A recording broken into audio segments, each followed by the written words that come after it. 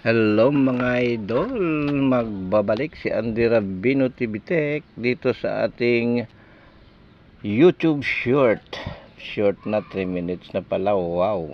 At makabigay na tayo ng magandang paliwanag dito, kahit na ito ay YouTube short lang po, pero mabigay na natin ng mahaba at maliwanag yung ating mga sasabihin dito.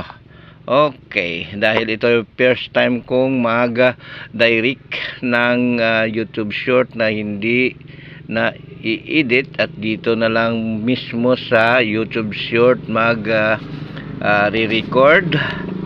Okay, dito sa aking kinukuhanan ng video, na kung nakikita nyo ay umiilaw yung kulay pula at nagta-charge. Ito po ang mini boombox na NSS, at ang problem nito ay hindi na nag-charge dahil walang ilaw, pero pundi po yung ilaw kaya hindi natin makikita. Nagta-charge ito, kaya lang nasasabi ng may-ari na hindi nagta-charge kasi mabilis po siyang malubat. Ngayon, ang ginawa natin, tinanggal po natin yung IC, kasi yung IC, charging IC ay may leakage po yan pag nag-forward reverse checking tayo dito sa kanyang battery terminal socket dito.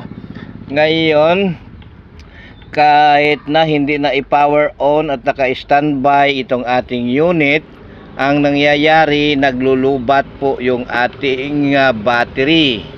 At dahil dito ko sasabihin sa inyo kung ano po yung kahalagahan ng BMS. Malaki po ang bagay pala ang naitutulong ng BMS para sa buhay ng ating battery, para maproteksyonan po pala talaga ang ating baterya. Ngayon, papatunayan ko sa inyo at sasabihin or ipapaliwanag ko sa inyo kung bakit ko ipopost na dapat magko-convert tayo ay lalagyan natin ng BMS. Bakit? Isang buwan na po itong naka-standby, dapat maubos po yung baterya nito, magiging dead battery siya at masisira ng tuluyan.